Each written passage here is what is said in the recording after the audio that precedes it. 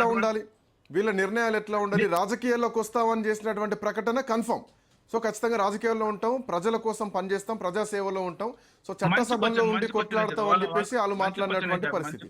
దశాబ్దాల నుంచి ఉన్నటువంటి సాయుధ పోరాటం ఇక అలసిపోయిందనేది స్పష్టంగా కనిపిస్తుంది వీళ్ళ లొంగుబాటుతో. సో ఇప్పుడు వీళ్ళకి ఆప్షన్స్ ఏంటి? ఇప్పుడు నేను ఏమంటానంటే, మీరు మంచి క్వశ్చన్ వేశారు. ఇవాళ సిసి మెంబర్లు ఉన్నటువంటి 32 మందిలో దాదాపు అందరు కనుమరుగయ్యారు. ఎప్పుడైతే కగార్ ఫస్ట్ స్టార్ట్ అయిందో ఆ రోజు ఉన్నటువంటి వాళ్ళు కాంగ్రెస్ నల్లమల్లో దండకారంలో పెట్టుకొని అప్పుడే స్టేట్మెంట్ ఇస్తే బాగుండు.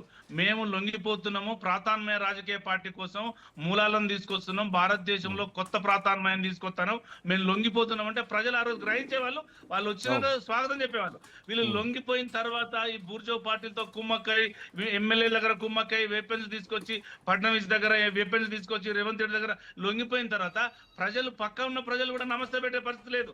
అదే అడవిలో ఉంటే అన్నలకు భయపడతారు, ఎమ్మెల్యేలు భయపడతారు, గవర్నమెంట్లు భయపడతారు, హోమ్ మినిస్టర్లు భయపడతారు. వాళ్ళు లొంగిపోయి బయటకు వచ్చినాక ఆ సిద్ధాంతాన్ని ఈ బూర్జో ప్రజలు నమ్మరు. ఎందుకంటే వాళ్ళ అడవిలో ఉన్నప్పుడే ఒక కాంగ్రెస్ ఒక ప్లీనరీ పెట్టుకొని వాళ్ళ సిద్ధాంతాలకు అనుగుణంగా బయటికి పోయిన తర్వాత సిపిఐ సిపిఎం పార్టీతో కుమ్మక్కై మనం వాళ్ళతో ఒక సంబంధం పెట్టుకొని భారతదేశంలో కొత్త ప్రాంతాలను అమలు చేద్దాము, కొత్త మూలాలను అమలు చేద్దాము, ఒక పారిశ్రామిక విప్లవం తీసుకొద్దాము, ఇలా బూర్జో సిద్ధాంతాలను వ్యతిరేకిద్దామని వాళ్ళు ఆ రోజు అడవిలో ఉన్నప్పుడు చెప్తేనే వీళ్ళు ఇక్కడ ప్రజలు గ్రహించేవాళ్ళు. ఇక్కడికి వచ్చి లొంగిపోయి ఇలా ఆశన్ ఒకటి, ఇలా మన దేవ్జీ ఒకటి, ఎవరెవరో ఏమో చెప్తే ప్రజలు ఇవాళ ఉంటది వార్తల్లో, రేపు ఉండడానికి ఆస్కారం లేదు. ఎందుకంటే చరిత్ర మొత్తం చూసుకుంటే 1968కి వెళ్ళి ఇప్పటికి 56 ఏళ్ల చరిత్ర చూసుకుంటే లొంగిపోయిన నక్సలైట్లు ఏ పార్టీలోకి పోయినా ఆ పార్టీ వాళ్ళని బతకనియ్యరు, వాళ్ళు చెప్పింది వినరు. బూర్జో సిద్ధాంతం వేరు, మూల సిద్ధాంతం వేరు, కమ్యూనిజం సిద్ధాంతం వేరు, నక్సల్ సిద్ధాంతం వేరు. ఈ సిద్ధాంతాలని ఇలా తేడా కనిపిస్తున్నాయి. బట్ ఇందులో రెండు కనిపిస్తున్నాయి కాంబోజ్ గారు, రెండు కనిపిస్తున్నాయి. ఒకటి, మేము ఈ నిర్ణయం 10 ఏళ్ల కిందనే తీసుకుంటే బాగుండేది, అంటే ఇప్పుడు ఆపరేషన్ గ్రీన్ హంట్ టైంలోనే తీసుకుంటే బాగుండేది, ఇంతమంది హతమయ్యేటువంటి పరిస్థితులు ఉండకపోయేది అని చెప్పేసి ఆశన చేసినటువంటి కామెంట్. ఇంకోటి, బయటకు వచ్చినటువంటి దేవ్జీ ఇక రాజకీయాల్లోకి వెళ్తామని చెప్పేసి ఆయన మాట్లాడుతున్నటువంటి పరిస్థితి. అంటే ఇంతకాలం అడవుల్లో ఉండి తప్పు చేశామన్నటువంటి భావనలో ఉన్నారా, లేదంటే వ్యక్తిగతంగా ప్రాణాలు కోల్పోయన్నటువంటి బాధలో ఉన్నారా? నంబాల కేశవరావు కానీ హిడ్మా లాంటి వ్యక్తులు అసలు అనవసరంగా చనిపోయారా? ఈ కామెంట్ని బట్టి, వీళ్ళు చేస్తున్నటువంటి కామెంట్లను బట్టి చూస్తే అనవసరంగా అడవుల్లో ఉన్నారన్నటువంటి కామెంట్ని తీసుకొస్తున్నారా ఇండైరెక్ట్గా? ఇప్పుడు మనకు హెడ్మా గారి స్టేట్మెంట్, నంబాల కేశవరావు ఎన్నికౌంటారు, రామచంద్రరెడ్డి ఎన్నికౌంటారు చూసుకుంటే భారతదేశంలో, మధ్య భారతదేశంలో 7 రాష్ట్రాల్లో పీపుల్స్ పవర్ పార్టీ మావోయిస్టుగా అయిన తర్వాత ఎప్పుడైతే గ్లోబలైజేషన్, సెల్ ఫోన్ వ్యవస్థ, కంటిన్యూటీ వ్యవస్థ వచ్చిందో అప్పటి నుంచి అక్కడ లుకలుకలు స్టార్ట్ అయినాయి. అంటే వాళ్ళకు ఒకరు సాయుధ పోరాట పంతా పట్టుకుంటే ఒకరు రాజకీయ పంతా పట్టుకుంటున్నారు. వాళ్ళకు లుకలుకలు స్టార్ట్ అయ్యి కొరియర్ వ్యవస్థ దెబ్బతిని ఇలా మొత్తం ఆగమైపోయారు. అదే 10 ఏళ్ల ముందు, 15 ఏళ్ల ముందు కొత్త వ్యవస్థను తీసుకొస్తున్నాం అని ఆ రోజు చెప్తే ప్రజలు ఇవాళ బ్రహ్మరథం పట్టేవాళ్ళు. ఈ ఎన్నికౌంటర్లు కానీ, ఈ లొంగుబాట్లు కానీ, ఈ హత్య రాజకీయాలు కానీ, ఈ గ్రీన్ హంట్ కానీ, కగారు కానీ ఉండకపోయేది. నేను ఏమంటున్నానంటే, ఇప్పుడు జగిత్యాల జైత్రి హత్య ఎంత బాగా జరిగింది, 1989లో గద్దర్ మీటింగ్ ఎట్లా జరిగింది, ఇవాళ ప్రజా వ్యవస్థలో మొత్తం తెలిసిన వ్యవస్థనే. ఇలా ప్రజలు కోరుకునే మూల సిద్ధాంతం తెలంగాణలో స్టార్ట్ అయింది. ఎందుకంటే ఇలా ఎక్కడో చారు మహేంద్ర నక్సల్బరి ఊర్లో స్టార్ట్ అయింది.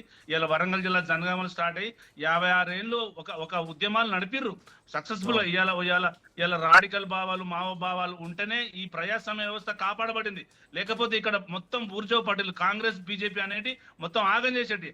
అంతో ఇంతో భారతదేశంలో న్యాయ వ్యవస్థ బతుకున్నది అంటే ఇలా మావోయిస్ట్ పార్టీ వాళ్ళు చేసినటువంటి ఫలితాలతోనే ఉన్న తప్ప ఇవాళ మావోయిస్ట్ పార్టీలు ఎక్కడ కూడా ఏ రోజు కూడా వెసులుబాటు లేకుండా ఒక ఉద్యమ పంతాన్ని నడిపించారు 40 ఏళ్ళు. కానీ 2004, 2006 నుంచి లొంగుబాటు చూసుకుంటే ఇప్పటికి సీసీ మెంబర్లు మొత్తం లొంగిపోయిన తర్వాత, ఇది బూర్జో పార్టీల చేతుల్లోకి వెళ్ళిపోయిన తర్వాత, కొరియర్ వ్యవస్థ మొత్తం దెబ్బతిన్న తర్వాత, సనాతన సర్కార్ ఆగమైపోయిన తర్వాత ఆదివాసులు ఇలా ఇబ్బందులు పడుతున్నారు. ఎట్లా ఇబ్బందులు పడుతున్నారంటే, అన్నలు ఉన్నప్పుడు వాళ్ళకి సెక్యూరిటీ ఉండే, ఈ అన్నలు పోయిన తర్వాత అక్కడ సిఆర్పిఎఫ్ దళాలు, గ్రహణ్ దళాలు, బిఎస్ఎఫ్ దళాలు హత్య రాజకీయాలు, హత్యలు, మానభంగాలు చేస్తాయి. కానీ ఇది ఎవరికి కనపడదు. ఏ టీవీలకు, ఏ చర్చలో కనపడదు. ఎందుకంటే అక్కడ ఉన్నటువంటిది జిందాలకు ఆదానీలకు అమ్ముడు పోయే ఇలా వ్యవస్థ మొత్తం అడవిని మొత్తం ఇలా ఒక రాచపుండులాగా తయారు చేసి ఇలా కుంభకోణం తయారు చేసి ఇలా ట్రంప్ ఏం చేస్తున్నాడు, మోడీ ఏం చేస్తున్నాడు దాని మీద భారతదేశంలో ఒక వాస్తవ రూపం రావాలి, ఇలా ఆలోచన విధానాలు రావాలి. ఎందుకంటే పీపుల్స్ వార్ పార్టీ మావోయిస్ట్ ఎందుకైంది, మావోయిస్ట్ పార్టీ ఇంత కనుమరుగెందుకు అయిపోయింది, అసలు భారతదేశంలో విప్లవోద్యమాలు ఉండాలా ఉండొద్దా? నేపాల్లో సక్సెస్ అయింది, రష్యాలో సక్సెస్ అయింది, చైనాలో సక్సెస్ అయింది, దక్షిణ కొరియాలో సక్సెస్ అయింది. ఎందుకు ఇక్కడ సక్సెస్ కాలేకపోయింది? ఇక్కడ క్యాడర్ వైఫల్యమా, సిద్ధాంత రూపాలు వైఫల్యమా, ఫండ్స్ వైఫల్యమా, ఆదివాసుల వైఫల్యమా, గవర్నమెంట్ వైఫల్యం అనేది గ్రహించాలి ప్రజలు. ఆ రోజు ఉన్నటువంటి సీసీ మెంబర్లు అందరూ ఒక కాంగ్రెస్ కమిటీ ప్లీనరీని పెట్టుకొని సక్సెస్ఫుల్ గా ప్రాంతమయం చూసుకుంటే ఈ పరిస్థితులు వచ్చేకుండేది కాదు. ఇలా పరిస్థితులు వచ్చిన ఆగమైపోయిన తర్వాత వాళ్ళు మన మహేష్ కుమార్ గారు ఏం చెప్పినా, ఇలా సిపిఐ సెక్రటరీ ఏం చెప్పినా, భారతదేశంలో అమిత్ షా ఏం చెప్పినా ఇదంతా అయ్యేది కాదు, పోయేది కాదు. కాబట్టి ఇప్పటికైనా ఈ ప్రజాస్వామ్యం బతకాలంటే, బూర్జా పార్టీలు బాగుపడాలంటే, ఇలా మూల వ్యవస్థలు బాగుపడాలంటే, బీదరికం నిర్మూలన కావాలంటే, కూడుగుడ్డ ఉండాలంటే ఇలా భారతదేశం ప్రపంచంలో 124వ స్థానంలో భూవకులేని స్థితిలో ఉన్నది. అంటే ఎంత విప్లవాలు ఏం చేసినా కూడా కాని పనిలో ఉన్నది. ఇలా ఇప్పుడు ఒకటి ఎగ్జాంపుల్ చెప్తాం మీకు. ఒక ఎస్సీ స్కూల్కి వెళ్తే ఎస్సీ అని రాస్తున్నారు గవర్నమెంట్ స్కూల్, ఒక బీసీ స్కూల్ వెళ్తే బీసీ అని రాస్తున్నారు. అవి లేకుండా ఉండే ప్రాంతమైన దేశం కోసమే రావాలి తప్ప ఒక మామూలు వస్తే ఇంటి బయట భోజనం పెడుతున్నారు. ఏ ఎమ్మెల్యే ఇంటికి పోతే ఎమ్మెల్యే సీట్ మీద డైనింగ్ టేబుల్ కూర్చునే పరిస్థితులు భారతదేశంలో ఉన్నాయా? ఇలా అమెరికా 200 సంవత్సరాలు ఫాస్ట్ ఉంది, ఇలా కొరియా 500 సంవత్సరాలు ఫాస్ట్ ఉంది. ఆ ప్రాంతమయం ఈ దేశంలో వచ్చినప్పుడే ఇక్కడ ఇలా మావో సిద్ధాంతాలు బాగుపడతాయి తప్ప ఇప్పుడున్నటువంటి ప్రాంతాలు, ఇప్పుడున్నటువంటి మూలాలు, ఇప్పుడున్నటువంటి ఈ మొత్తం మధ్య భారతదేశం అంతా